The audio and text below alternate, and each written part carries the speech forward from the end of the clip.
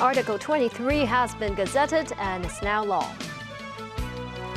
State-of-the-art biotech firm hails Hong Kong after making the city its hub.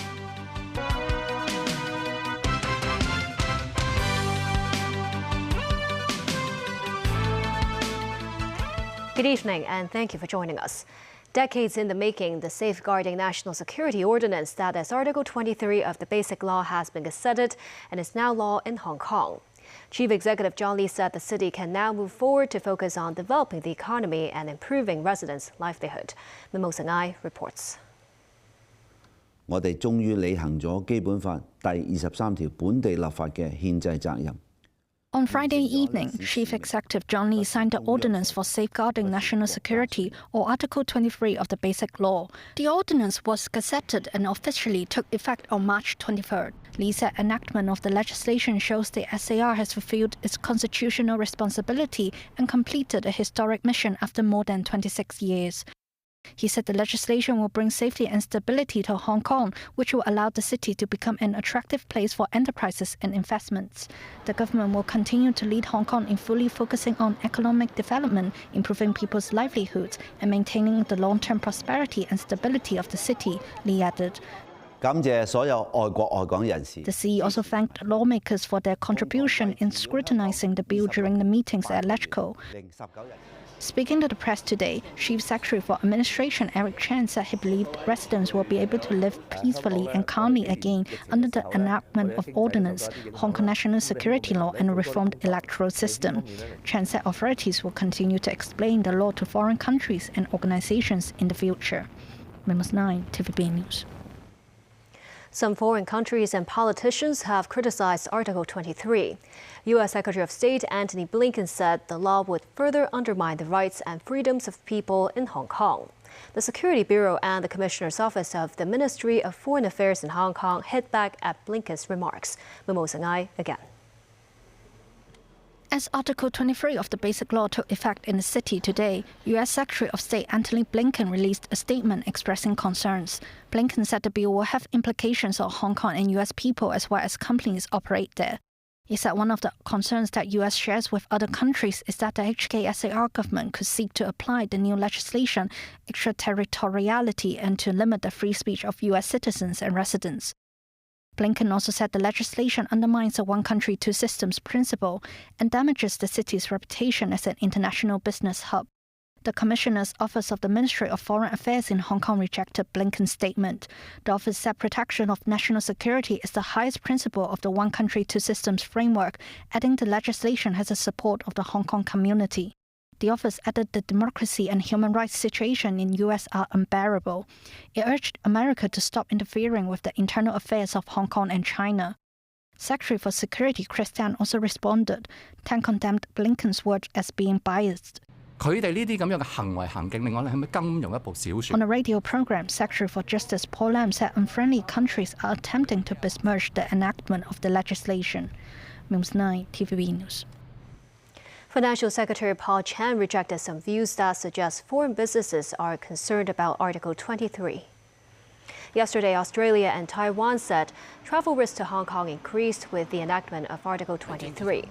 Speaking on a radio program today, the Financial Secretary said while some countries are putting up a stance at the political level, the reality is that businessmen like to come to Hong Kong to invest, and they are coming continuously in droves. Paul Chan said he believes the city's commercial environment is much better than expected. This week, the latest batch of strategic enterprises signs partnership contracts with the government in a bid to expand their businesses to Hong Kong. It is expected to create investment in the billions for the SAR. Among them is a U.S.-based biotech company established by Chinese tech giant Baidu's founder. We spoke with its co-founder on why the group chose Hong Kong as a hub to grow its global business. Harnessing AI to drive biotech innovation. That's the aim of life science company Biomap. Though established only in 2020, Biomap was founded by big-name tech entrepreneurs Baidu's founder Robin Li and Baidu Venture CEO Liu Wei. It owns the world's first and largest AI language model platform, focusing on the building blocks of life, protein. Using AI, their platform can analyze biodata and run millions of simulations of complex biological systems and processes that help accelerate research and development of drugs and diagnostics. In its latest expansion, an ecological innovation center will be set up in Hong Kong this month. But what exactly does the center do? That leverage our expertise in how to building an AI model to integrate, to collaborate with other partners, especially for the academic researchers, and then commercialize it together. And why Hong Kong? Hong Kong is actually not only the bridge of the China mainland and the global, it's for the AI innovation because we have plenty of the world's best AI universities, and also Hong Kong state protection and regulation is widely accepted and recognized by the world. So I think Hong Kong will definitely become a new hub for us to be a really global company because we cannot be a pure American company or China mainland company, and Hong Kong is shifting its resources to technology innovation. I think it's changing the engine of development. It's a really good signal to, at this time, come to Hong Kong. Despite the increasingly fraught geopolitical tension, the seasoned venture capitalist also said he's not worried about the impact on international biotech collaboration for the common good of humanity. International cooperation in technology is still the mainstream for people's health. Global scientists, global entrepreneurs need to team up together to fight with these problems. So you see, for the last year, there's still increasing number, a huge increasing number of China-oriented biotech drug discoveries licensed out to American markets. There is international tensions, but I still believe that we can find a way to balance that. Liu Wei told us Biomap is also aiming to serve as a practice and training base in Hong Kong to groom both mainland, overseas, and homegrown interdisciplinary talent in artificial intelligence, IT, and biotechnology.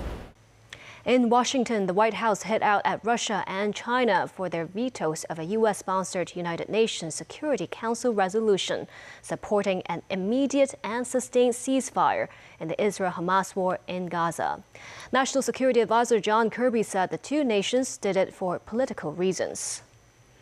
The United States has been criticized for not being tough enough against its ally Israel, whose ongoing military offensive has created a dire humanitarian crisis for the 2.3 million Palestinians in Gaza.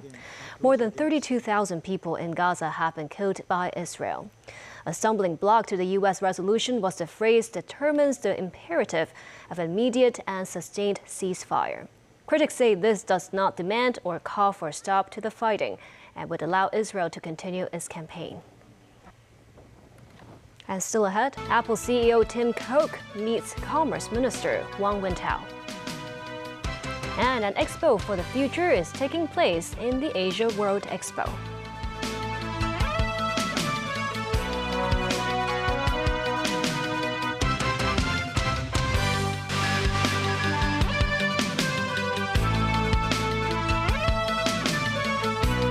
Chinese Commerce Minister Wang Wentao met the Apple CEO Tim Cook ahead of major business conferences scheduled this coming week.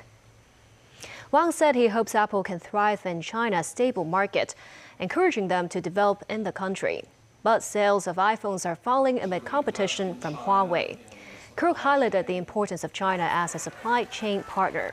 The meeting came hours after Apple opened its 8th shop in Shanghai as it bids to revitalize interest from the Chinese market.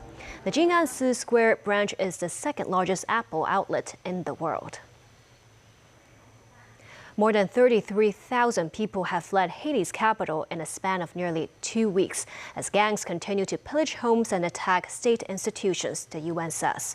The majority of those displaced have traveled to Haiti's southern region, which is considered more peaceful than Port-au-Prince. Many have also gone to the Dominican Republic. NBC News has the story.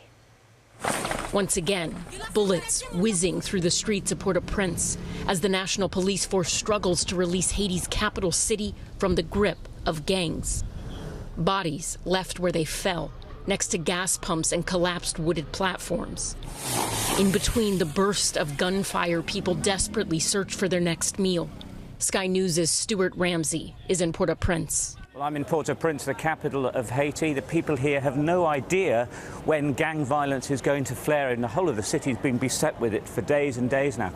So much so that people are now building barricades to try and stop the gangs getting through. Many Haitians now face an unbearable choice: venture outside and risk being shot, or stay inside and go hungry. Roughly 1.4 million Haitians are on the verge of famine, according to the UN, and more than 4 million need food. Haitians who have temporarily been allowed to cross into the Dominican Republic are coming to this market to sell oftentimes what little belongings they have to get food, things like eggs, so they can then take it back to their families who are still waiting on the other side in Haiti. Samuel is 18. He tells us he lives in Haiti but comes here to work and take food back to his family. Many innocent people are dying, he says. We do not want violence. We want a free country. Back locally, Hong Kong is hosting major pop cultural festival ComplexCon at the Asia World Expo over the weekend, marking the event's debut outside the U.S. The organizer expects the festival will draw more than 30,000 visitors. It's insane, bro. The energy is crazy. I think everyone's more creative here. So many creative people, and it's really nice to get to talk and see why they created different designs. The pop cultural jamboree kicked off on Friday with concerts and a marketplace featuring more than 100 fashion brands and limited editions of cultural items. Visitors can style themselves virtually. ComplexCon is one of the events sponsored by the Mega Arts and Cultural Events Fund. And that's the news. Thank you for watching.